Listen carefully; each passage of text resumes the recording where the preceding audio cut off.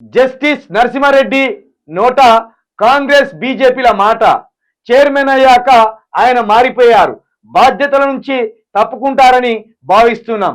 Commission ఏర్పాటు కుట్రపూరితం. కేసీఆర్ లేఖపై జగదీష్ రెడ్డి.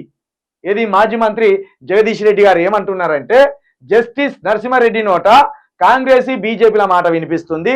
కాంగ్రెస్ బీజేపీలు ఏవి మాట్లాడమంటే గా మాటలనే ఈ కమిషన్ చైర్మన్ గా ఉన్న నరసింహారెడ్డి గారు మాట్లాడము జరుగుతుంది. ఇది ఒక కుట్రపూరితమైన కమిషన్ అని ఈ మన మాజీ మంత్రి జగదీశ్వర్ రెడ్డి గారు మాట్లాడుతున్నారు.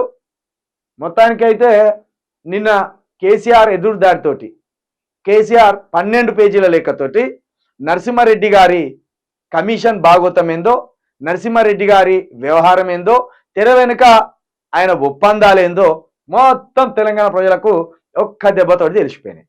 కాబట్టి కేసీఆర్ మీద కక్ష సాధింపులో భాగంగానే రాజకీయ ఒక కుట్రకు ఈ బీజేపీ కాంగ్రెస్ ఈ కమిషన్ ద్వారా ముందుకు పోతుంది అనేది మనకు అర్థమవుతున్నది.